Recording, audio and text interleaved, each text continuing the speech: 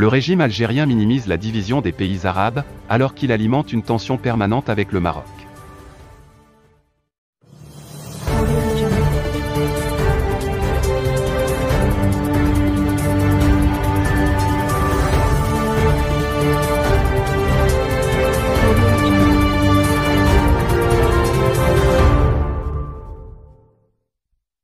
Pour le président Tebboune, qui fait de la tenue du sommet de la Ligue arabe à Alger une affaire de vie ou de mort, la division du monde arabe n'est pas une fatalité. Une démonstration de la schizophrénie d'un régime qui fait tout pour maintenir la division des pays arabes en alimentant une tension permanente avec son voisin à l'ouest. À la veille de la réunion du Conseil ministériel de la Ligue arabe, prévue le mercredi 9 mars au Caire, l'Algérie fait un nouveau forcing diplomatique pour sauver la tenue du sommet arabe à Alger. Ainsi, les ministres algériens de l'Intérieur et de la Justice sont dans la capitale saoudienne depuis dimanche dernier, alors que leur collègue, Rantan Lamamra, chef de la diplomatie, se trouvait dimanche dernier à Amman, Jordanie, et hier, lundi 7 mars 2022 à Beyrouth. Le chef de la diplomatie algérienne a ainsi divulgué à la presse le contenu d'un message écrit du président algérien, Abdelmajid Tebboune, qu'il a remis au président libanais, Michel Aoun, dont le pays présidera demain, mercredi 9 mars au Caire, la 157e session ordinaire du Conseil de la Ligue arabe au niveau ministériel,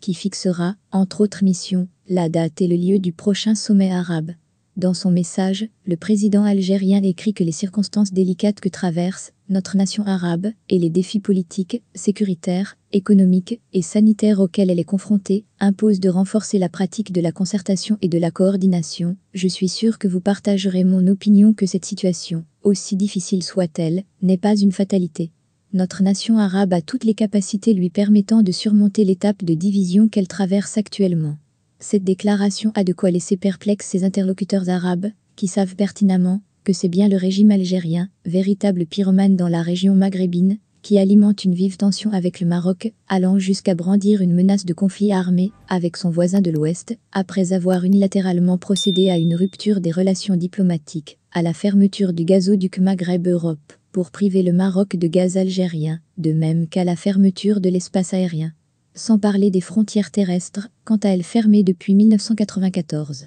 Ce double langage d'une diplomatie qui promet, d'un côté, de cimenter les rangs arabes et, de l'autre, se livre à des actes répétitifs d'hostilité à l'égard du Maroc, ne passe évidemment pas auprès de l'écrasante majorité des pays arabes. Cette situation est d'ailleurs à l'origine de l'échec de la tenue du sommet arabe dans les délais fixés, une première fois, par Abdelmajid Tebboune à mars 2022, puis de l'incertitude qui plane toujours sur la fixation d'une nouvelle date. C'est pourquoi le régime algérien est pris ces derniers temps d'une bougeotte frénétique en vue d'éviter que ce sommet ne soit tout bonnement renvoyé au calende grec ou se tienne dans une capitale autre qu'Alger. Très probablement, les États membres de la Ligue arabe feront la charité au régime algérien d'une date au mois de novembre pour la tenue d'un sommet à Alger, ce qui fera dire aux médias algériens que le président Tebboune a fixé la date de la tenue du sommet. Et cela, après avoir été lamentablement désavoué sur l'échéance qu'il avait pourtant proclamée en public pour un sommet au cours de ce mois de mars. Cela étant, si le régime algérien va réussir, enfin, la prouesse d'arracher une date pour un hypothétique sommet, beaucoup d'événements peuvent se produire d'ici au mois de novembre. Et la junte algérienne a tout intérêt à montrer patte blanche et à éviter le moindre écart de langage ou protocolaire, si elle ne veut pas voir ce dossier, élevé au rang d'objectif cardinal, tourné à l'humiliation.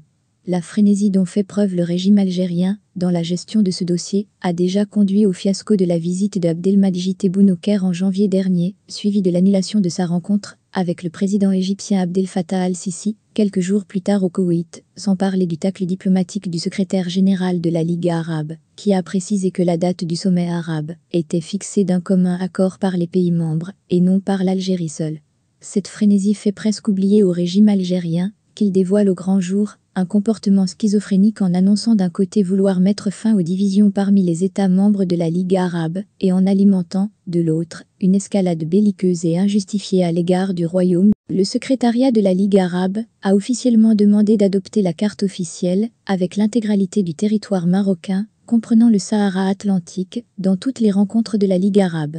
Dans le cas où ce sommet venait à se tenir, on verra bien comment Tebboune et les gérontocrates du régime vont bien procéder, en étant contraints de composer, la mort dans l'âme, avec la carte du Maroc, comprenant son Sahara, et qui sera de toute façon arborée à Alger.